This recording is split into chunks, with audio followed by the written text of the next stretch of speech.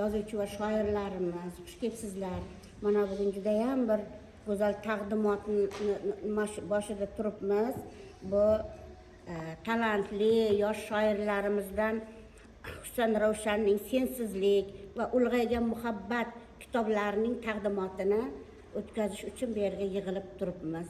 Albatta bu kitoblar juda ham bir yurakdan chiqib yozilgan satrlarni o'ziga jo qilgan. Bizga shoqqacha mana shu muhabbatli lahzalar kitobi tanish edi va bu yigitimiz yaqinda birdaniga 2 ta kitob chiqargani bu shunday yurganidan emas, albatta doimo qayerda bo'lmasin, har qachon ijod bilan band bo'lganini ko'rsatib turadi. Albatta ba'zi bir ijod qilayotgan nimalar birdaniga to'xtab qolib yo'qolib qoladi va ustoz, men anchadan beri mana shu shug'ullanolmayapman, mana shu ijodiy ishlar bilan, boshqa ishlar bilan nima qilib ketdim, shug'ullanib ketdim deydigan yoshlarni ham ko'p ko'ramiz, kattalarni ham ko'ramiz, lekin bu olqishlanadigan tomoni har qanday sharoitda chin ijodkor ijod qilaveradi. Har qanday sharoitda, u qurilishdami, boshqadami, chunki she'r bu oniy lahzalarda tug'iladi. Oniy lahzalarda tug'ilgan hissiyot qog'ozga shunday ko'chadi she'r shaklida. Buning uchun juda katta mehnat, juda katta vaqt talab qilinmaydi.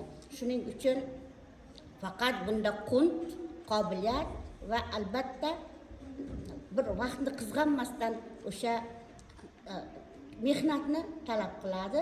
Albatta bu katta kichkina she'r bo'lgani bilan katta mehnatni, bilimni, iste'dodni talab qilishini aytib o'tamiz.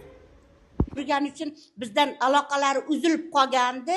Mana endi ma'lum muddatga kelib, yana aloqalarni tiklab, mana kitoblar chiqarib, adabiyotni unutmaganini, she'riyatdan olisda qolmaganini, boshqa xorijda yashayotgan bo'lsa ham mana shu kitoblarga, vatan sog'inchiga, yurt sog'inchiga, mana shu o'zbek xalqimizning bo'lgan muhabbatini mana shu kitoblarida tarannum etibdi. Hamisha shunday vatanparvar bo'ling. Albatta sizning bu ijodlaringiz hech qachon bekoriga ketmaydi.